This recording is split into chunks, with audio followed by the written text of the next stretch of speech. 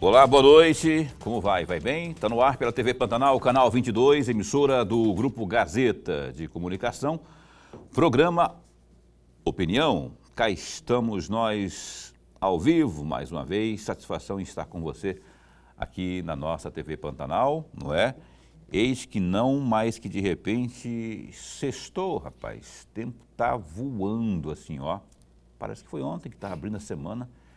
Já estamos aí numa sexta-feira aqui a postos para mais um programa Opinião. Muito bom estar com você. Você não faz ideia quanto é prazeroso estar aqui a cada dia, a cada noite, trazendo sempre uma entrevista interessante, como a de hoje, por exemplo, levando agregando você, né? Agregando ao seu dia informação. Não é isso?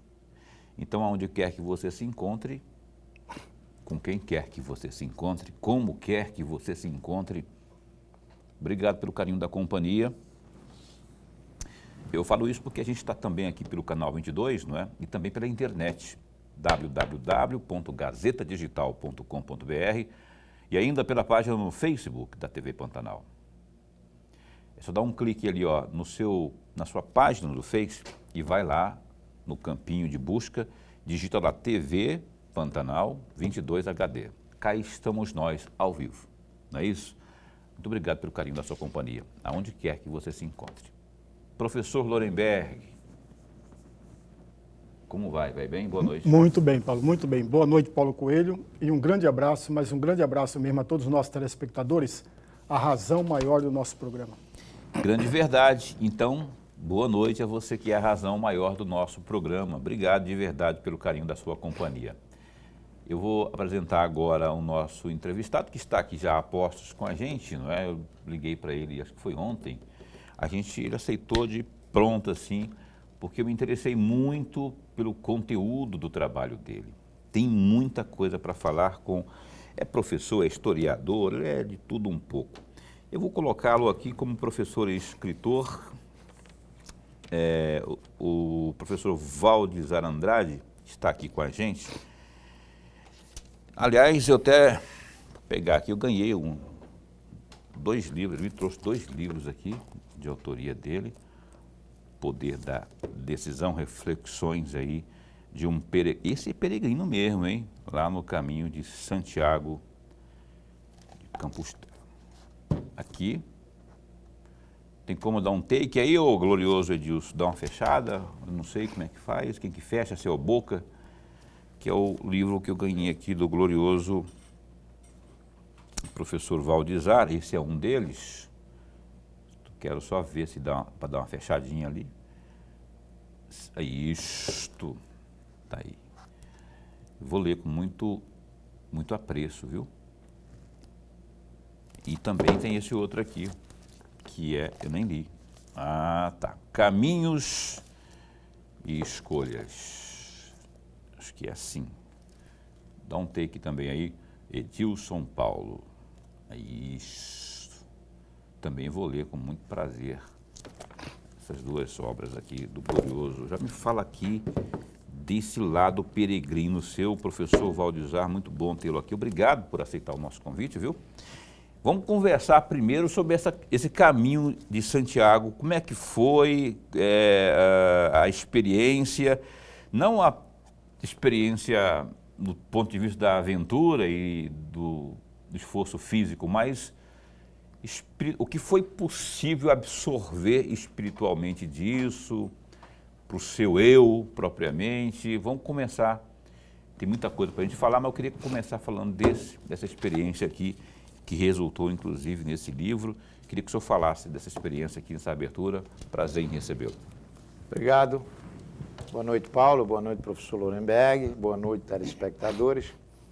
É uma satisfação vir aqui, poder compartilhar com vocês e com os seus telespectadores as experiências da vida de peregrino. A primeira coisa que eu quero colocar com muita clareza é que há alguns anos, ou seja, milenarmente, se fala da peregrinação religiosa. E é um entendimento muito pequeno diante do poder do peregrino. porque tudo que você tem um estado atual e tem um estado desejado, você tem um processo. Se você tem um processo, você tem uma peregrinação. Então, uma das frases deste meu livro, O Poder da Decisão, é: somos todos peregrinos. Estamos sempre peregrinando em busca de uma meta, de um objetivo, enfim. E o Caminho de Santiago é, sem dúvida algum, um caminho milenar. Eu participei agora, há 2 meses atrás, de um evento em São Paulo, que é os 1.200 anos do Caminho de Santiago de Compostela.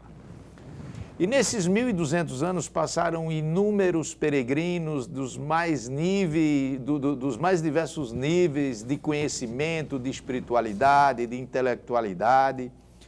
E que o Caminho de Santiago não é um caminho católico como se prevê, é um caminho onde as pessoas caminham em busca do seu autoconhecimento, em busca da sua conectividade com a espiritualidade.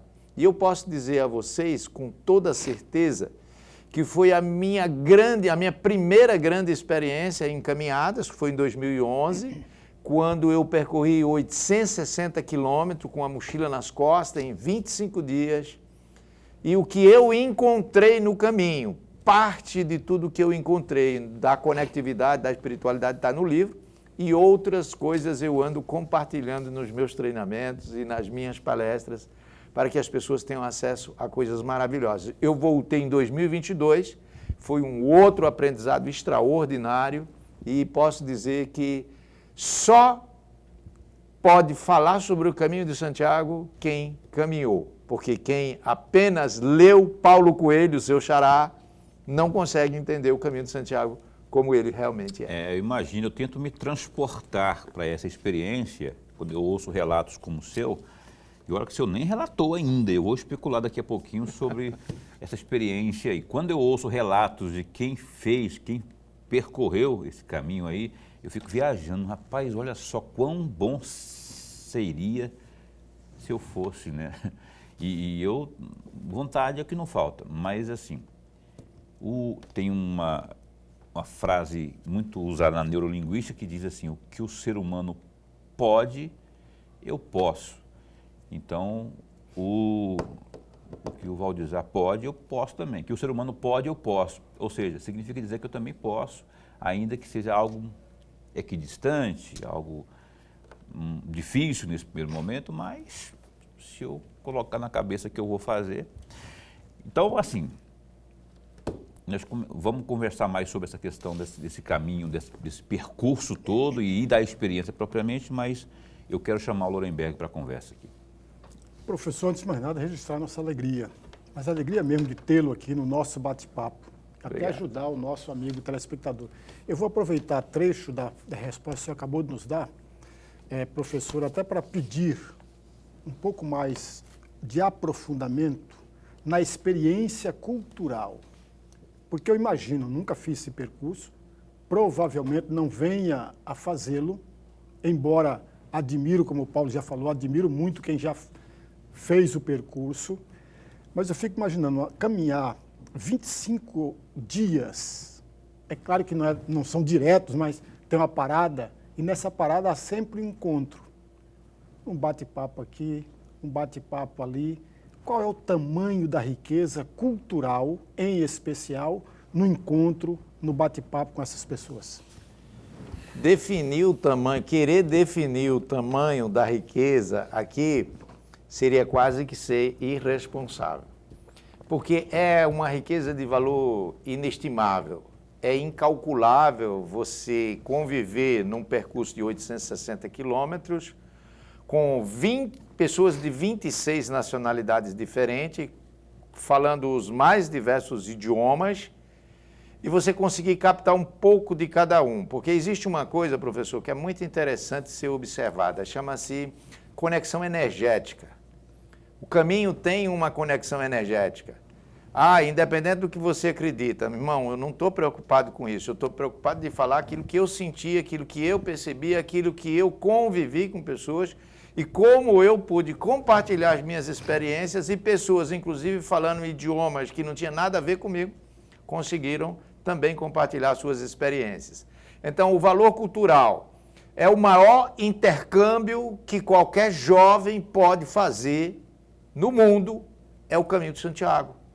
Porque ele não vai para o Canadá, ele não vai para os Estados Unidos, ele vai para os Estados Unidos, vai para o Canadá, vai para a Alemanha, vai para a Austrália, vai para a Suíça, vai para a Suécia, vai para a Bélgica, vai para o mundo inteiro, porque ele consegue conviver com pessoas e absorver um pouco da cultura de cada um.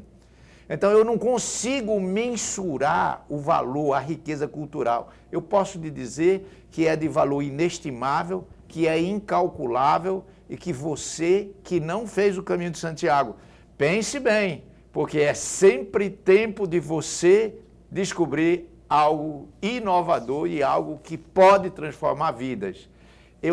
No caminho, professor, eu descobri coisas que eu pratiquei na minha vida que eu senti orgulho. E descobri coisas, busquei na minha memória inconsciente, busquei coisas que eu tive vergonha de ter feito. É mesmo? Porque o caminho é um aprendizado sem tamanho. Não dá para você dizer o aprendizado é isso, é aquilo. Eu posso dizer assim, eu quando saio para fazer esses caminhos fora do Brasil, e eu tenho alguns outros caminhos que eu já percorri, Trilha Inca, Caminho dos Mapuche no Chile, enfim, outros caminhos, e agora fiz há 3 semanas atrás o Monte Roraima, eu quero dizer para vocês que você caminhando sozinho, você encontra com seu eu, você conversa consigo mesmo, você descobre a verdadeira pessoa que você é. Enquanto você caminha com um monte de pessoas conversando, trocando ideias, por exemplo, fiz aqui agora também há um ano atrás, fiz top de fita aqui para a Chapada dos Guimarães, brasileiros conversando e contando história e tudo, você não se conecta. Que o objetivo do caminho deve ser a sua conexão com o seu eu, com a sua espiritualidade, independente de bandeira religiosa, para você saber realmente quem você é. Então, é incalculável, professor, o valor cultural. Para você ter uma ideia, eu digo isso com muita propriedade. Hoje eu falo 20, 30 horas dentro de uma sala sobre os caminhos que eu percorri sem ser redundante em absolutamente nada, porque são conhecimentos que eu absorvi e que eu não tenho dúvida de que jamais alguém tenha a vivência que eu tenho, porque eu fiz os caminhos.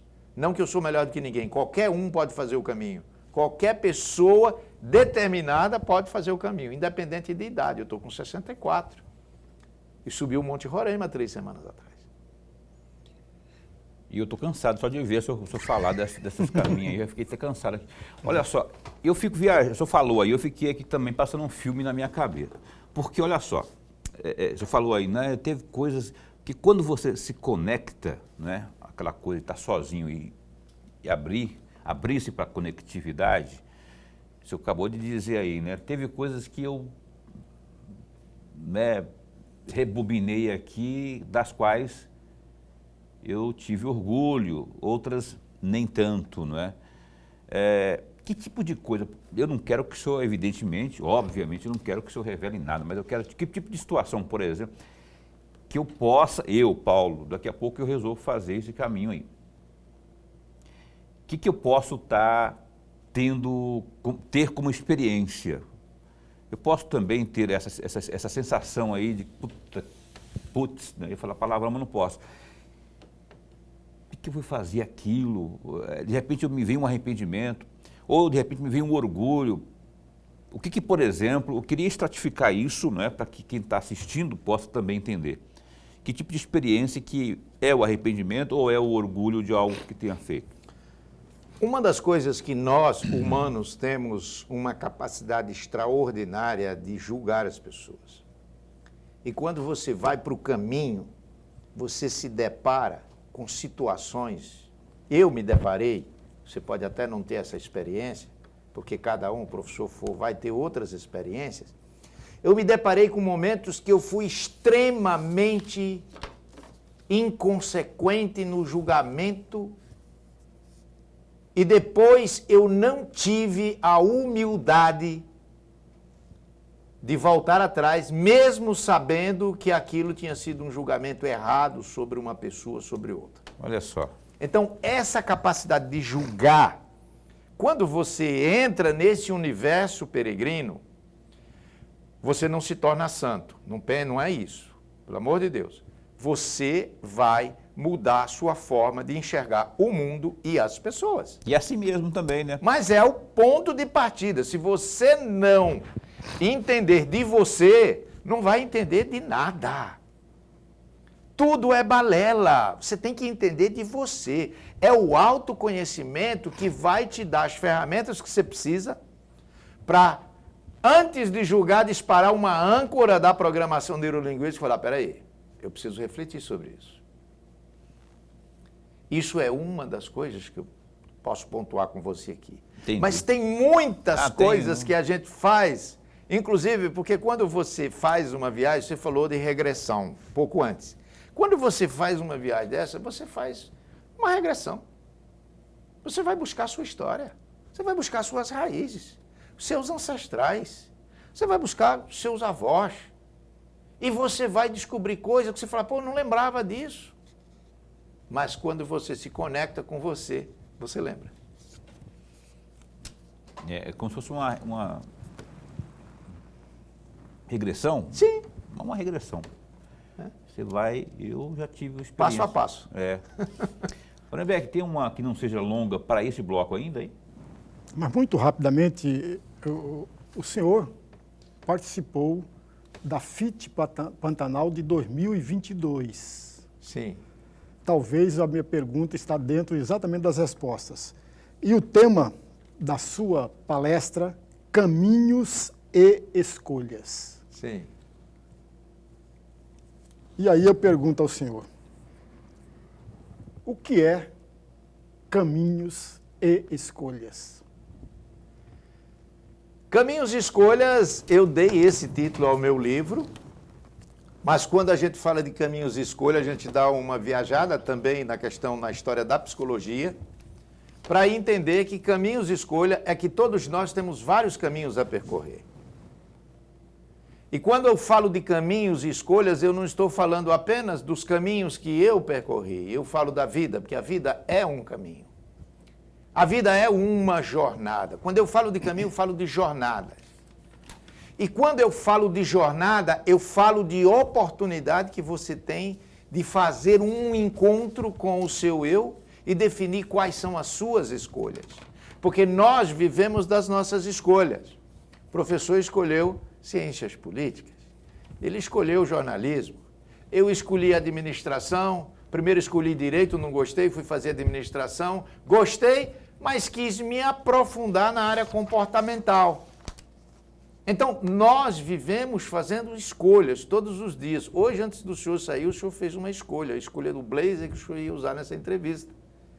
E assim sucessivamente. Então, caminhos e escolhas são os caminhos que eu percorro, que eu tenho que percorrer no meu dia a dia e as escolhas que eu faço. E quantas vezes a gente faz escolhas erradas e depois tem que voltar e recomeçar. Ou tem, no mínimo, que parar com aquela escolha e gerar uma nova escolha que possa gerar os resultados. Então, caminhos e escolhas é uma oportunidade de transformação na vida das pessoas. Tudo é escolha, né? Tudo é escolha. Tudo é todo instante você está optando por algo, né? Sim. Eu sou nordestino, sou sertanejo, matuto. Eu fiz minhas escolhas. É. De uma família de 7 irmãos, sou o único que estudei.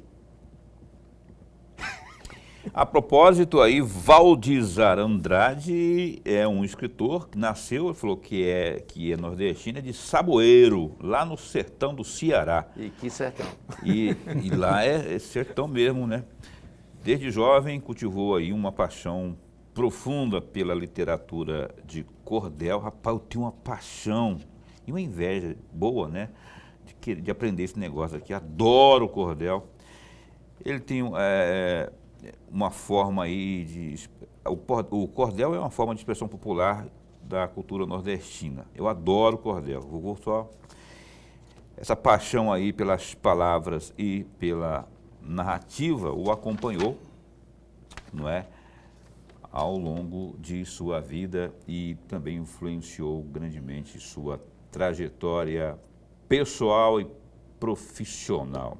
além de sua ligação com a literatura, o Valdizar, ele é um profissional altamente qualificado e multifacetado. Tem muita coisa que ele faz mesmo, a gente vai explorar um pouco mais a respeito após o intervalo comercial. E, inclusive, tem pós-graduação em gestão de pessoas, o que o torna especialista lá no entendimento e na gestão do capital humano, dentre outras questões mais. É vasto o currículo dele, a história dele realmente é robusta e vale a pena acompanhar um pouco mais daqui a pouco após o intervalo comercial. A gente vai para o intervalo comercial e vem o GD e a gente vai, infelizmente, falar de um assunto triste, que nos deixou muito triste hoje, que foi o desaparecimento aí da filha do deputado Cattani. A gente volta num instante só.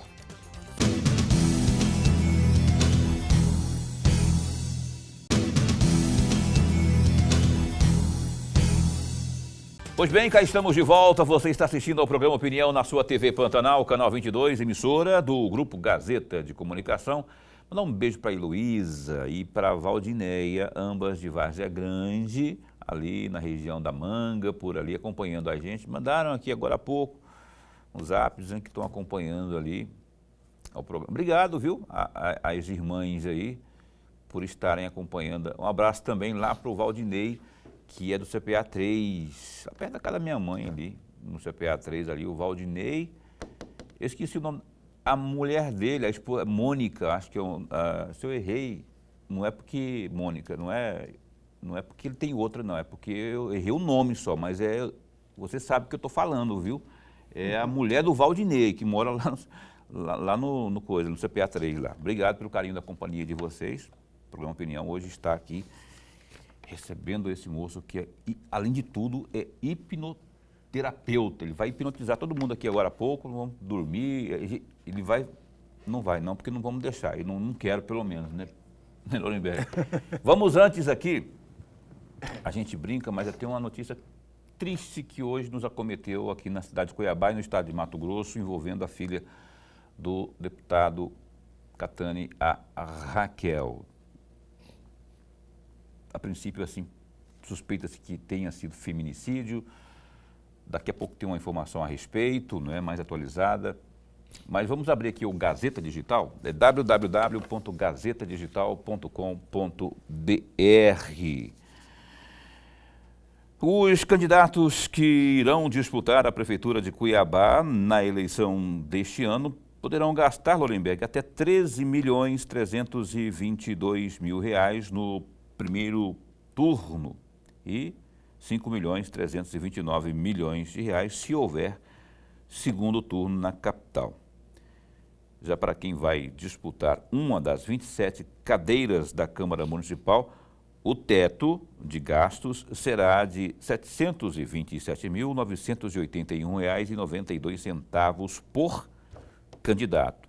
Os limites de gastos das campanhas para prefeito e vereador no município, todos os municípios brasileiros, né? Referentes às eleições municipais, essas que estão chegando aí em outubro, foi divulgado pelo Tribunal Superior Eleitoral, TSE, na quinta-feira 18. Os valores foram estipulados com o que fora permitido nas eleições de 2016, atualizados pelo Índice Nacional de Preços ao Consumidor Amplo, IPCA, divulgado pelo Instituto Brasileiro de Geografia e Estatística, IBGE, conforme fixado por lei. Agora sim, olha só, logo após o comunicado da morte da filha do deputado estadual Gilberto Cattani, do PL, a Raquel Cattani, nessa sexta-feira, dia 19, lá na zona rural de Nova Mutum, que fica a 264 quilômetros ao norte de Cuiabá, políticos foram às redes sociais lamentar a perda e se solidarizar com o parlamentar. O governador Mauro Mendes, que é do União Brasil, afirmou que já determinou que as forças de segurança do Estado atuem para esclarecer o que ocorreu. Mauro disse o seguinte, abre aspas, uma morte chocante, ainda mais para um pai. Eu e Virgínia estamos em oração para que Deus possa dar forças e conforto ao deputado e toda a sua família, disse o governador Mauro Mendes. O ex-presidente Jair Bolsonaro, do PL, de quem Catani era forte aliado, fez aí uma publicação temporária aí nas redes sociais em solidariedade ao pai em luto, disse ele. Que Deus conforte o coração do deputado Gilberto Catani neste momento. Gazeta Digital, www.gazetadigital.com.br. A reportagem, os repórteres, jornalistas da Gazeta, não só do Gazeta Digital, mas do jornal A Gazeta, estão apostos, atentos, acompanhando aí esse processo de investigação para se esclarecer, como disse aqui o governador, né, esse ocorrido. Fato é, nós estamos consternados também. Eu, particularmente, deixo aqui o meu abraço ao deputado Catani, na prática da empatia, que a gente começa a tentar entender o tamanho da dor de um pai que perde o filho, no caso, a filha do Catani. Empatia é se colocar no lugar do outro. Eu faço essa transposição assim e consigo chegar mais ou menos próximo do que o Catani está sentindo, o tamanho da dor, não só ele, como a esposa, a família inteira. Então, receba o nosso abraço, o abraço aqui da família da TV Pantanal, especial do programa Opinião. O senhor que já teve a oportunidade de vir aqui, já esteve conosco aqui, sendo entrevistado. É comum, não é? Parece que isso fere um pouco o curso natural das coisas, não é? O pai tendo que sepultar a filha, e geralmente o curso é o contrário, não é? De todo modo, fica aqui o meu abraço, não é, ao senhor deputado Catani e a família inteira aí. É só Deus, né? Eu sei que vocês são tementes a Deus, confiam, assim como eu, que conforte vocês aí, que não tenho muito o que dizer além disso, e esperar que venham mais elementos aí que possam dar clareza ao que aconteceu aí, que seja feita a justiça, enfim, é isso. Um abraço aqui da turma do programa Opinião. Vou pedir para o meu amigo Lorenberg Alves abrir o bloco de perguntas aqui, já que estamos hoje recebendo aqui o professor Valdizar Andrade. Por favor, professor. Professor, eu vou sair um pouco fora dos temas que nós falamos no primeiro bloco para tocar num trecho de um artigo que o senhor escreveu e que foi publicado no site O Bom Notícia, no dia 25 de julho de 2021, o título 25 de julho, Dia do Escritor. E aí eu, entre aspas, as estatísticas apontam que menos de 3% da população brasileira já leu um livro de capa a capa, que apenas 5% dizem ter lido mais de 10 páginas de um livro. Isso evidencia que o nosso sistema educacional é uma mentira contada em prosa e verso para quem não consegue diferenciar uma da outra. Os dados do Programa das Nações Unidas apontam o Brasil como um país rico de povo pobre, de conhecimento. Não adianta querer atribuir culpa a quem quer que seja, mas o sistema que nossos políticos preferem manter como está para não elevar o nível de conhecimento do nosso povo e lhes faltar votos na urna para elegê-los ou reelegê-los. Fecham aspas. Eu tenho duas perguntas para fazer a respeito, muito mais um pedido de reflexão, e vou fazer separadamente, professor. Tá. A primeira delas, o senhor, ao longo do artigo, não deixa de confessar seu desapontamento ao sistema educacional brasileiro. e com a falta de incentivo à leitura. E aí a minha pequena provocação. Na opinião do senhor, os pais, a família, não tem nada a ver com incentivo à leitura ou tem tudo a ver? Foi profundo, hein, professor? Olha, esse artigo traz uma interpretação clara.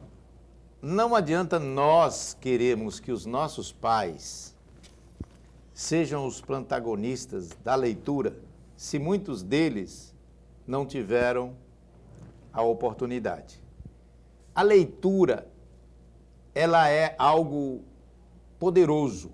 Eu gosto de uma frase de Castro Alves, e aí tem até uma confusão que uns dizem que é de Monteiro Lobato, que ele diz: o mundo se constrói com homens e livros. E o que eu quero dizer é o seguinte: a família tem sim uma responsabilidade, mas a maior responsabilidade é do poder público, que não muda o sistema para fazer com que os pais tenham essa consciência, porque o problema todo está na mente. O problema está na conectividade com aquilo que nós precisamos fazer para que os nossos jovens tenham realmente condições de amar os livros. Eu aprendi a amar os livros. Eu sou filho de um cidadão que praticamente não frequentou escola, seu Antônio de Góes, meu pai. Mas ele tinha uma paixão pela literatura de cordel. E eu comecei a ler literatura de cordel, Patativa do Assaré, Cega Deraldo, e muitos outros cordéis que foram internalizando em mim. Por quê? Porque o meu pai gostava. Eu aprendi a fumar porque o meu pai fumava, era tabagista. Mas isso, quando você traz essa questão numa amplitude dentro de uma geração moderna, dentro de uma geração hoje que não tem controle, que as mídias sociais estão liberadas 24 horas por dia ao alcance de todos, em todos os conteúdos. Eles não têm interesse nos livros. E nós só vamos mudar o país se mudar o sistema educacional. Mas é mudando o sistema educacional que nós vamos trazer as famílias para assumir as suas respectivas responsabilidades. E eu falo de políticas públicas, eu não falo da política, da interferência do Estado na família. O Estado precisa criar condições para que as famílias, o Estado que eu falo, a União, para que as famílias tenham consciência do seu papel no processo de desenvolvimento das gerações futuras. Nós estamos fadados. Foi provado agora, através de uma pesquisa, que pela primeira vez na história da humanidade, os filhos têm o QI inferior ao QI dos pais. Por que isso? Exatamente porque não há uma política de incentivo. E eu posso até trazer um pouquinho essa resposta para o mundo corporativo. Tem empresas que estão pagando PPLR, Programa de Participação em Lucros e Resultados, para um dos indicadores é quantos livros você leu no ano. As empresas contratavam pelo currículo, hoje estão contratando pelo comportamento. Então são coisas bem complexas isso aí, mas com certeza esse artigo aí, eu me orgulho de ter escrito porque foi a minha visão. Na realidade, eu me orgulho de tudo que eu escrevo, porque depois eu sou minha primeira crítica é eu sou autocrítico. Mas eu quero dizer para o senhor que a família tem sim responsabilidade. Eu talvez não tenha pontuado no artigo, mas ela tem responsabilidade. Pois é, eu concordo com o trecho que o Lorenberg leu, concordo com o que o senhor falou aqui, assino embaixo, eu acho perfeito isso. Família é tudo. E a família tem esse papel aí que precisa realmente. E esse aqui, ó, nego. Esse aqui é um dos inimigos aí de tudo que está acontecendo aí. Esse que eu falo é força de expressão, não é o aparelho em si, mas é a tecnologia que há aqui dentro, que tudo está aqui dentro, isso dispersa. O filho não quer ler, tem preguiça de ler um banner que seja, imagina um livro, né? Porque aqui tem tudo, ele vai se distrair, ele vai as porcarias. E se a família não estiver atenta a isso aqui e não colocar as rédeas, como o pai do glorioso Valdizar fazia, como nossos pais faziam, né? Aí vai descambar, aí vira... E eu particularmente sou contra o Estado interferir na família, não é? Mas eu acho que nós temos que cada vez, nós pais, eu também tenho filhos, a gente tem que ficar atento com relação a tudo isso que está nos circundando aí, porque se a gente perder o fio da meada, vai chegar um momento, e esse momento não vai demorar muito, terá sido tarde. Ô, Boca, eu vou perguntar rapidão aqui, eu gostaria que o senhor falasse, eu tinha comentado, ele falou que eu não tenho como, eu vou perguntar mesmo assim, aí o senhor responde no próximo bloco. A hipnose, como é que funciona, técnicas, e o senhor tem algum tipo de trabalho nesse momento sendo executado, algum curso? Eu queria que o senhor falasse a respeito disso, mas para não te interromper de forma muito breve, eu vou chamar um intervalo de 1 minuto e meio e a gente volta falando sobre essa questão aí do seu trabalho, propriamente na prática, não é? Os cursos, enfim, para que alguém que queira conhecer melhor o Valdizar com o seu trabalho, o professor Valdizar, possa se direcionar aí com o que o senhor vai responder. A gente volta num instante só.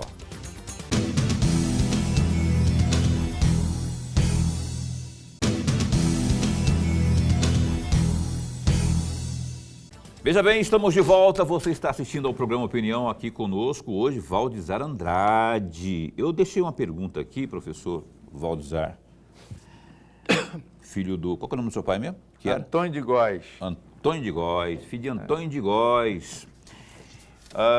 Sobre essa questão da hipnose propriamente, e se isso faz parte do seu trabalho, por exemplo, tem algum curso, tem alguma dinâmica que é desenvolvida, que o senhor esteja desenvolvendo inclusive agora? Aproveita para falar para as pessoas que queiram saber mais sobre o seu trabalho, esse é o último bloco do programa, queria que o senhor falasse um pouco mais a respeito, porque hipnose é algo que me deixa assim impressionado como o negócio funciona. Eu nunca fui, acho que nunca fui hipnotizado, né? Por que acha? Porque de repente eu fui não sabendo também, né? Uma vez eu participei de uma dinâmica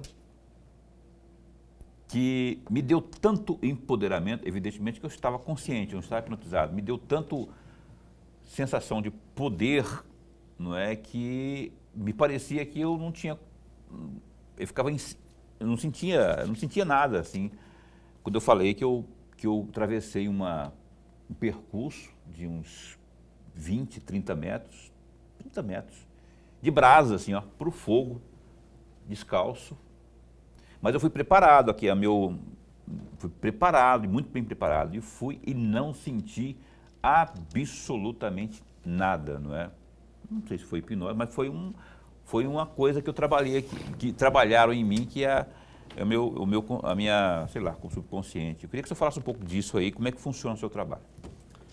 Bom, eu trabalho basicamente com grupos e faço atendimentos individuais, mas eu trabalho com grupos com a inteligência emocional, focado basicamente no processo de transformação do ser humano a partir das suas emoções.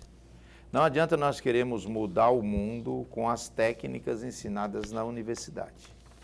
Mesmo aqueles que são psicólogos, e muitos deles já passaram pela nossa empresa, aprendendo sobre algumas técnicas. E aí eu quero dar ênfase à questão da hipnose. A hipnose que eu trabalho chama-se hipnose ericksoniana, que foi desenvolvida por um médico, psiquiatra e psicanalista chamado Milton Erickson.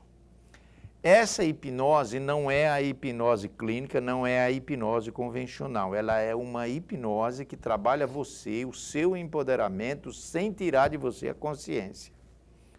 Milton Erickson dizia o seguinte, que benefício eu trago ao ser humano se eu tiro dele a consciência? Como que ele vai absorver o que eu estou ensinando para ele se ele não está consciente? Então, o que ocorreu na realidade, e o que ocorre na realidade com a hipnose ericksoniana é que se trabalha muito com metáforas, se trabalha muito com histórias, se trabalha com storytelling, se trabalha com a busca pelo o verdadeiro eu da pessoa.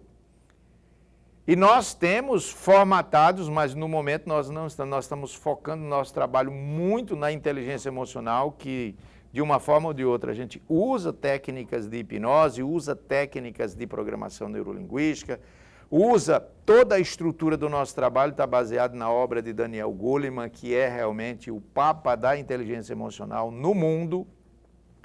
O livro dele hoje é vendido em praticamente 100 países e nós temos toda essa estruturação. Nós fizemos eu sou mestre em comportamento organizacional e o ênfase do meu trabalho era exatamente o comportamento das pessoas, as inteligências emocionais dentro das organizações. Como as organizações agem e como, às vezes, as organizações deixam de agir e prejudicam. Então, a hipnose que nós trabalhamos, eu faço atendimento individual, eu faço atendimento em grupos, mas essa hipnose não é a hipnose que te tira a consciência. A hipnose que te tira a consciência, ela é totalmente diferente. Ela traz um empoderamento a partir do momento em que você acessa o seu inconsciente, porém consciente. Essa, então, a pessoa fica consciente, Sim. Hipnotizar mais consciente. Ela entra num transe leve, dependendo da gravidade do problema, ela pode entrar num transe mais profundo, mas jamais inconsciente. Tem muita diferença entre a hipnose e a regressão? A regressão é uma outra situação. Dentro da hipnose, você pode trabalhar a regressão à vida uterina. Mas quando você vem para a chamada regressão a vidas passadas, a chamada TVP, tem uma diferença sim. Uma grande diferença. Porque para você fazer TVP é um processo muito mais profundo, muito mais meticuloso e você tem que tomar cuidado com quem você faz TVP. Porque ao invés de curar, você pode surtar. É mesmo? Sim. Mas funciona, não é balela não, né? Não, funciona. Funciona até porque quem diz se está nessa vida ou está em vida passada não é o terapeuta. Quem diz é o paciente. E você tem que trabalhar com a informação do paciente. Você não pode trabalhar com as suas informações. Então, é isso aí. Só para falar um pouco mais aqui do glorioso Valdizar aqui, que essa busca que ele tem, que não é incansável aí, pelo conhecimento, levou ele a participar, inclusive, do programa especial de neurociência do comportamento, né? Desenvolvido pela Universidade da Inteligência. Sabe muito do que está falando, por isso que eu estou explorando bastante aqui o conhecimento dele, né? Essa carreira marcada aí por essa busca constante pelo conhecimento. Uma paixão, tem que ter vontade, tem que vocação pelo que faz, né? Dedicação aí à questão do desenvolvimento humano. Lorenberg.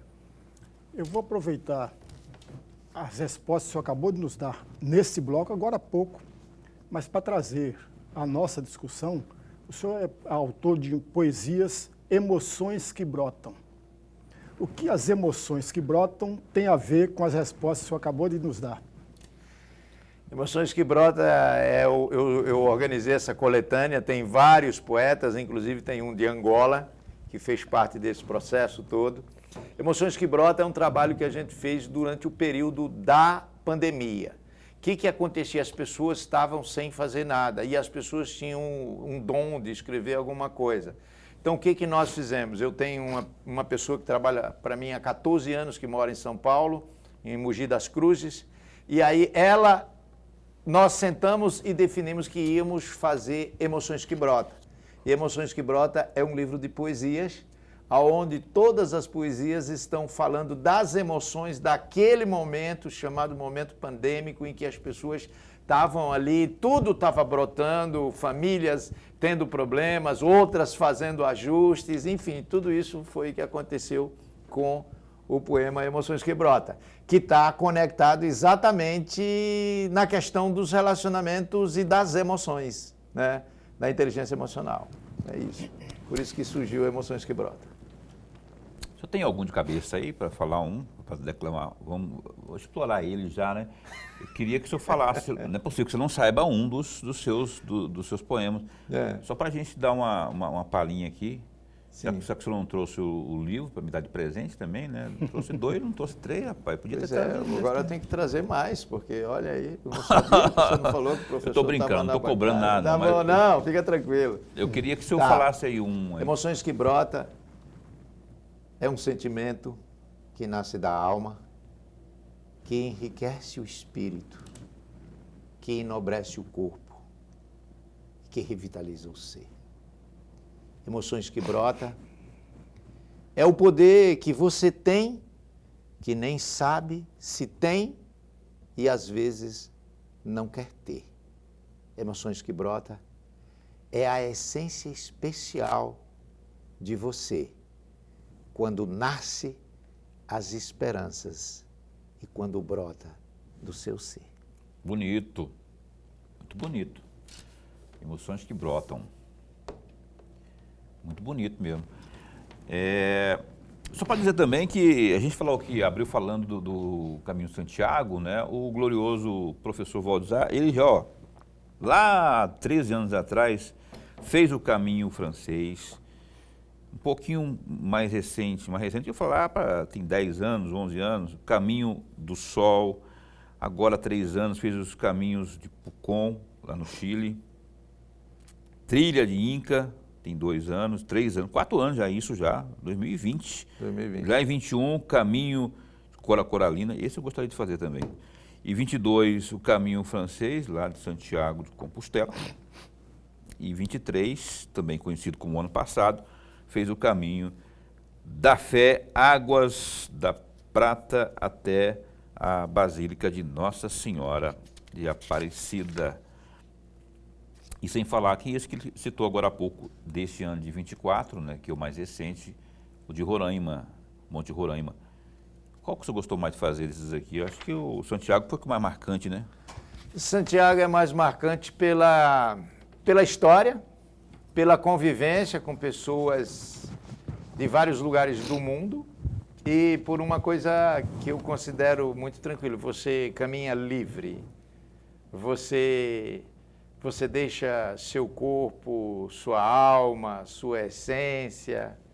E tem uma coisa muito interessante que aconteceu comigo no Caminho de Santiago, um dia que eu estava muito calor, em julho de 2022, e estava um incêndio na Espanha, tudo que era lugar estava pegando fogo. Estava pegando fogo, lembro daquela época. Pegando fogo. Até Onofre Ribeiro me mandou uma mensagem e disse, Valdizar, qualquer coisa volta para casa que você não tem que provar nada para ninguém. Meu amigo Onofre Ribeiro. Entendeu? E aí, o que aconteceu? Eu estava me sentindo muito cansado e eu parei e sentei numa pedra à beira do caminho. E de repente veio uma pessoa de lá que só falou bom caminho e me deu uma maçã verde. E eu não perguntei se tinha lavado a mão, se não tinha lavado a mão, eu comi a maçã. E 5 minutos depois, toda a minha energia perdida revigorou. Eu levantei, olhei para a pedra, bati o cajado na mão e disse... Meu Deus. Sentei numa pedra na beira do caminho. Bonito isso, né? Experiência... Então são coisas que não tem como você dizer assim, cara, em 5 minutos você estava revitalizado. Então tem algo energético. Tem uma conectividade aí. Sim, uma conectividade muito forte. Lorenberg, a última pergunta, que não seja longa, por favor, e que a resposta também não seja longa também, porque senão é horário de rede, a gente tem que obedecer. Sim, senhor. O senhor é autor da coletânea Poetizando o Pantanal. Sim. O que é poetizar o Pantanal? Foi o que Manuel de Barros fez, né?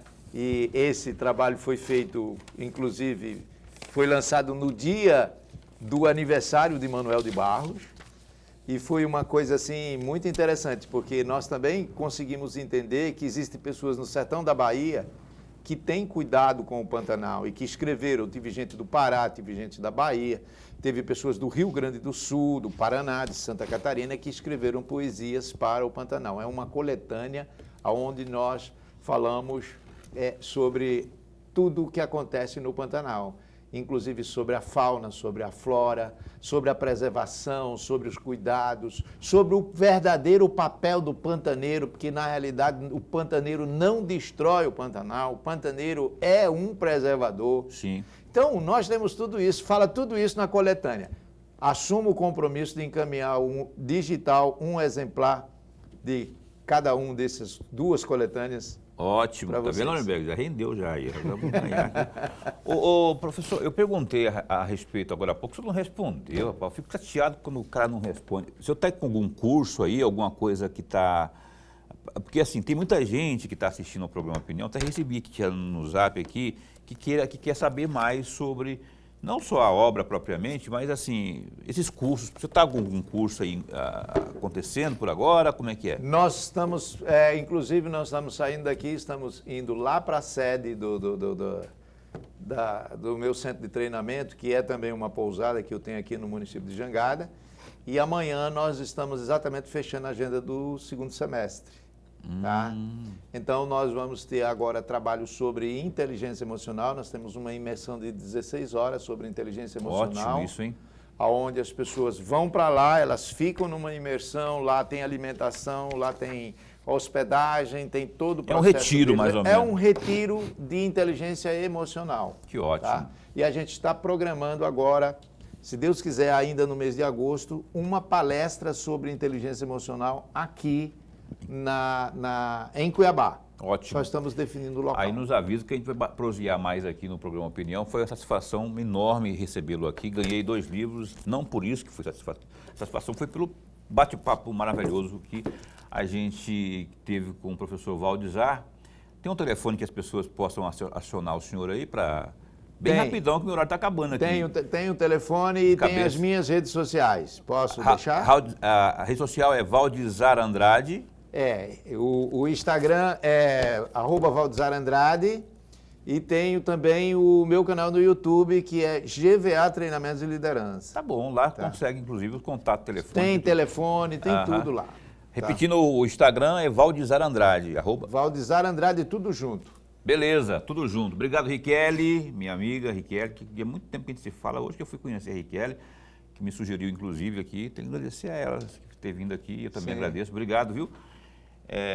Lorenberg, até segunda-feira. Até segunda-feira. Rapaz, segunda-feira teremos aqui entrevista com a promotora de justiça, o nome dela é Marcele Rodrigues da Costa e Faria. Ela é titular da promotoria do júri. Muito tempo que eu queria entrevistá-la, eu bati um fio para ela, ela topou. Segunda-feira, às 7h30 da noite aqui no programa Opinião. Bom fim de semana para você, viu? Se cuida, Deus te proteja por onde você for. Fica bem, fica com Deus também.